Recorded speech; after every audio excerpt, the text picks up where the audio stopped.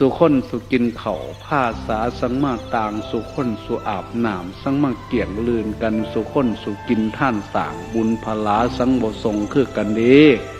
ลังคนท่านใจเนี้ยวสิได้กับบ่มีดินดำน้ำซุ่มดินดำน้ำบ่ซุ่มดินดำน้ำซุ่มปลูกย่ามแล้ง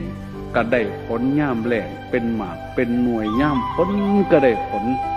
แม่นสิปลูกฝังอีหยังลงแล้วก็เป็นหัวเกิดหน่วยแม่นสิไก่ทะเลก็หักไก่แม่น้ำหลายหล่นหลากป่าก็เลยเป็นผลให้ดินดำน้ำซุ่มปลูกอีหยังลงเรื่อยๆผลนั่นหักมามี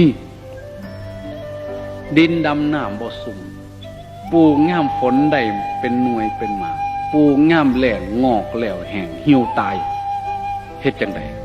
ฮดน้ำปลูกย่ามแล้งคันดินดำในน้ำบ่ซุ่มปลูกแล้วฮดเทิงดินก็บ่ดำเทิงน้ำก็บ่ซุ่มใส่ปุ๋ยฮดนั่นหมายก็ว่าบางคนให้ทานเท่าไหร่ยิ่งรวยเป็นหยังกิมกายแล้วคือรวยเอาไปถามเล่าบังดูเล่าท่านแต่ได้คนร่ำรวยลองคนจังสักท่านแต่บอนทีเขาเจ้าเหลื่อมใสอันเป็นเหนือหน้าปุนหาท่านมันถือต้องแต่เฮากันว่าเอาบุญบ่ซั่นประชุมกัน7 มื้อ7 คืนเอาหมอลำบ่หรือสิเอาหนังหรือสิเอาหมอลำชิ่งเอาหยังแน่ขางัวขาควายขึ้นกินทีละ10 ตัวตีกองกินเหล้าแห่กันร้อนตื่มทุกอยู่หันบุญเพิ่นมันก็มีถูกกินหัวอยู่หันบาดดินกะบ่ดำน้ำกะบ่ซุ่มทั้งปากเว้าพระสงฆ์ว่าเอาบุญใจผัดยั่งผ้าโลกงวนเฮ่ห้นห้องใจบ่มีไสเหลี่ยมว่าจาผัดตั้งตองคั่วใส่บุญผัดไปได้บาปหายกรรมสัมตื่มเลื่องเพิ่นว่าเอาบุญคักหากมันตั้งใจเฮ็ดบาปคันว่ามือบ่เอาบุญผัดสบายอยู่บ้านเมืองก็สงบอยู่คันว่ามือเอาบุญผัดไม่แต่คนบ่เต็มบาทยางเต็มบาทเตสัตปัทวิงเบากระดังลงหน้าลงหลังตีกันขากันเอาเขาก็คักผัวกับเมียนอนกอดกันอยู่ดีๆหักกันแพ่งกันห่อนมือบุญจือหน้ากันบ่ได้อีหน้าหมานี่เพิ่นว่าเนี่ยด่าเมียเพิ่นเมาเหล้าขึ้นมาเพิ่นลืมตีกันขากันมันผิดปกติดินบ่ดำน้ำบ่ซุ่มดินดำน้ำชุ่มบางคนทำบุญเท่าไหร่ยิ่งได้ยิ่งรวยบางคนทำแล้วยากจนพระต้องรับผิดชอบดินดำน้ำซุ่มแห่งถ้ำแห่งใด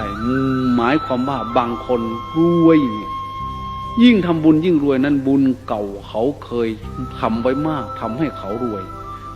มาชาตินี้ไม่ได้ทำกรรมชั่วทำแต่บุญใหม่เพิ่มขึ้นปุรานันจะปุญญังกรณียังบุญเก่าก็ทำมาแล้วนวันจะปุญญังกรณียังบุญใหม่กับประเทศอีกตืมเข้าไปก็ซ้ำดินดำน้ำซุ่มบาดนี้บางคนดินดำน้ำบ่ซุ่มบุญเก่าไม่มีแต่บุญใหม่ทำอยู่แต่มันยังไม่ให้ผลเพราะบุญเก่ายังไม่มีถ้าอยากให้มันได้ผลไวดินดำน้ำบ่ซุ่มปลูกแล้วตักน้ำหดเวลาจะทำบุญต้องเว้นบาปสมาทานศีลนี่คือแม่ใหญ่พ่อใหญ่ทั้งหลายตักน้ำหดคือนั่งสมาธิภาวนานั่งไปนั่งมาใจมันสิคิดสวดคิดพอแม่ใหญ่ทั้งหลายเนี่ยมันเอาน้ำหด3-4 มื้อแล้วนี่นั่งไปคือเห็นหมอน้ำห้อนลูกหลานมาต้มให้อาตมาไปจอบเบิ่งเพิ่นคุยกันมานำทางโอ้ยลูกหลานเอาบุญเบิดนี่จากแล้วว่าสั่นพวกหมอน้ำห้อนมาญาติเอาบุญเบิดนั่งสมาธิสิกลุ่มบุญเพิ่นพอไปลงครัวส่วนกตัญญูตานั่นคุณทานอย่าหลงลืมให้หูจักแทนคุณตอบคืนให้มันได้เพิ่นผู้มีคุณนั้นพยายามทำตอบเป็นความสอบแท้ๆทำพระเจ้าเพิ่นสั่งสอนได้ไม่ออก อันนี้เพิ่น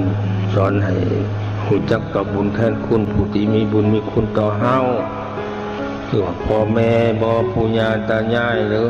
หรือว่าบุคคลอื่นๆที่คนเฮ็ดคุณให้เฮานี่แหละถึงหน่อยก็ตามหลายก็ตามที่ว่าได้คุณนำเพิ่นอย่าลืมบุญคุณเพิ่นหาโอกาสตอบแทนเพิ่นบ่ว่าแต่พ่อแต่แม่และตลอดฮอดเจ้าฮอดนายผู้เพิ่นเฮ็ดประโยชน์ต่อประเทศชาติบ้านเมืองแต่ให้รู้จักหาโอกาสตอบบุญแทนคุณเพิ่นเด้ออันนี้ผู้ใดรู้จักตอบบุญแทนคุณผู้ที่มีบุญคุณต่อตนนี่พระพุทธเจ้าเพิ่นสรรเสริญได้เห็นบอกเพิ่นตัดเป็นสุภาษิตไว้ว่าสาธุรูปนังนิมิตตังกตัญญูกตเวทิตาที่แปลว่ากตัญญูกตเวทิตาธรรมนั้นเป็นเครื่องหมายของคนดีเพิ่นว่าเป็นนั้นว่าพระเจ้าเพิ่นทรงสรรเสริญผู้ใดรู้จักบุญคุณเพิ่นและตอบแทนเพิ่นสรรเสริญว่าเป็นคนดีนั่นนะดีแนวอื่นเพิ่นบ่ได้สรรเสริญได้เห็นว่าดีด้วยเขาด้วยของด้วยเงินด้วยทองดีด้วยอำนาจวาสนาวิชาความรู้เพิ่นบ่ได้สรรเสริญว่าเป็นเครื่องหมายคนดีได้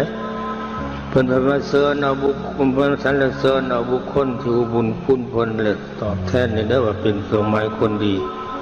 เอตัมมังคารมุตตันตัมมังอันนี้แล้วมันจึงแม่นมุ่งคุณอุดมดีดังประสงค์หมายไว้ให้อยากให้มุ่งคุณอันประเสริฐเกิดแก่เจ้าให้เฮียนโอมันทำหันทอน